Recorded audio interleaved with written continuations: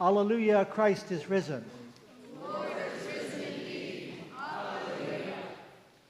Those who have spent any time in corporate America, who have been to vestry retreats and similar events, will know of the pernicious practice called icebreaker games, where dignified, competent adults make fools of themselves in order to become better acquainted with one another for the purpose of team building. One particular one that I'm thinking of on this occasion is called Two Truths and a Lie. You know this one? Basically what you do, in order to be better known to other people, you tell them things about yourself. You reveal yourself, two things that are true and one thing that's a lie. The goal being to make it so they really can't tell which is which. And in the process, things they thought were untrue about you turn out to be, and they have learned something about you. The normal way you do this is to make sure that the truths are just a little bit suspect and the lie is, well, at least a little bit plausible. That was what I was thinking of when I read the gospel lesson for this morning. That's kind of what the characters in the story are doing. The women come back from having had their experience at the tomb and they report. They say, well, we got up early this morning, we took our spices and our other materials and we went to the tomb. Okay, that's plausible. That was a dirty job that women would have done, so yeah, we can believe that. When we got there, we found the stone was rolled back and there was no body in the tomb. Well, okay, that's alarming, but grave robbing is a thing, so at least that's potentially plausible. And then we had a vision from God that explained it all to us. Well, obviously, that's got to be the one that's the lie, right? But no, that's the biggest truth in the whole thing. The beginning of a day where pretty much everything is turned upside down.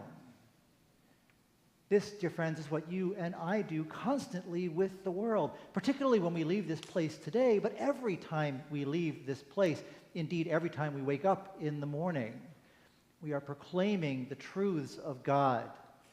The world is trying to figure out which one we're fibbing about, while we're trying to make the world understand that in fact everything that it thought was true has been changed, if only it will wake up and notice. So today it's worth thinking about what the truths of the world are and how in fact they have been altered by this event.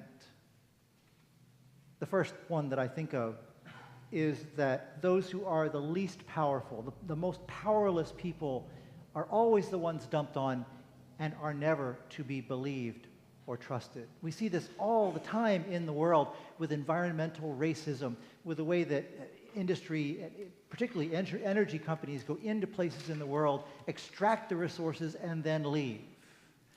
With the way that more powerful countries go after smaller, less powerful countries.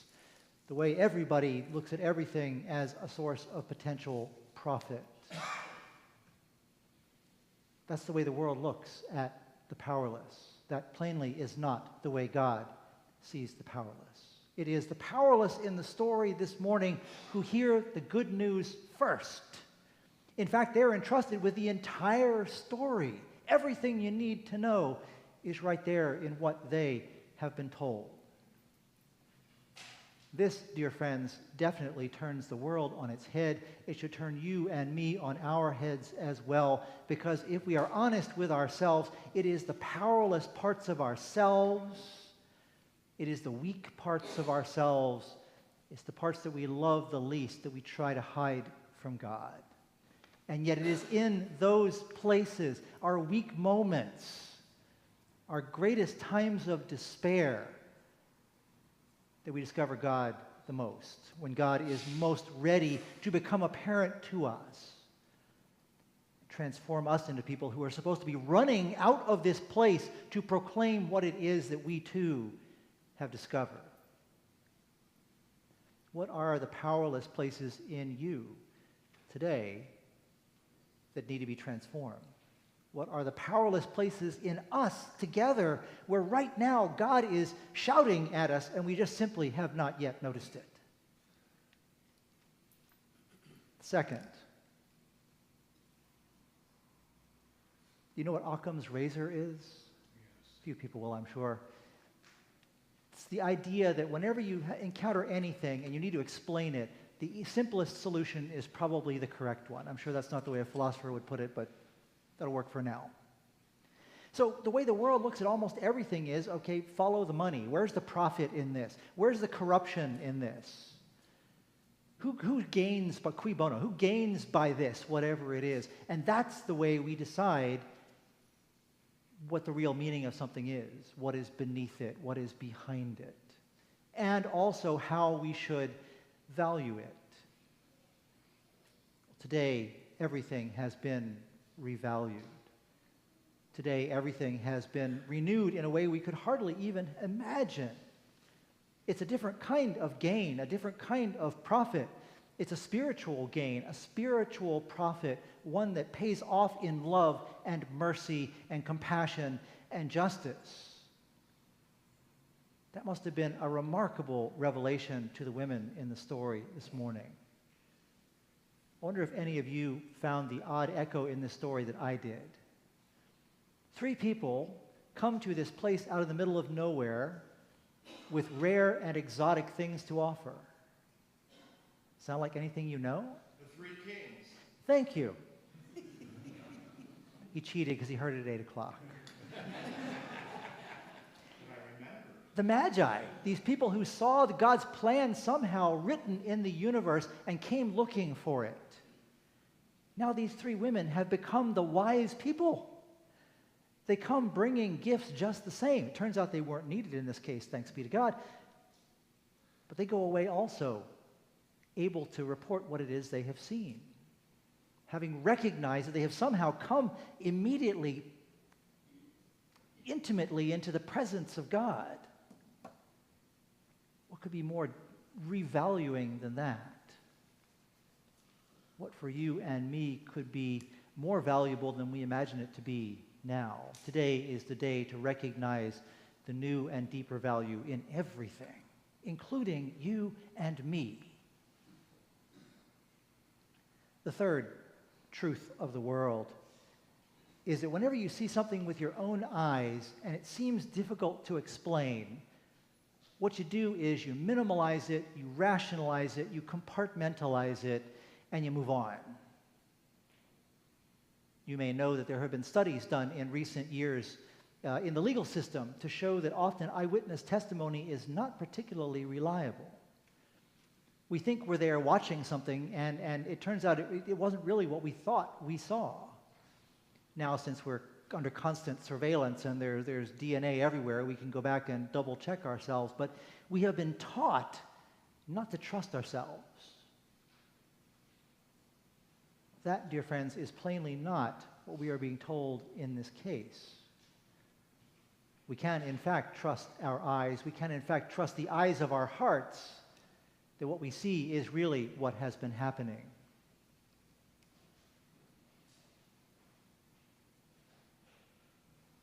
Where is that value lacking now in us? Where is it that we fail to see what we really should see? And finally, the world's ultimate answer to everything. Everything can be killed. The surest way to shut anything up, to stop anything, is to kill it. The world tried it with Jesus. It didn't work. The world has tried it periodically with people of faith of all sorts. It continues to try it with people of faith. It doesn't work. Somehow today, God has triumphed over every imaginable death. Not simply the literal death of the body, but the death of sin, the death of despair, the death of complacency, the death of every kind of desperation, the death of the failure to recognize the fullness of God in our lives. All of it has been killed. Everything has been freed from it. You and I have been freed from all of that. What will we do with our new freedom? What more do we need to be looking for that God needs to be victorious over? What in your life today needs the victory of God? Well, today is the day to find it, because it's right there. It's always right there, but today it's so much more obvious. Somehow the secret will get out. God will triumph. The question becomes, are we willing to go from this place and be Easter people?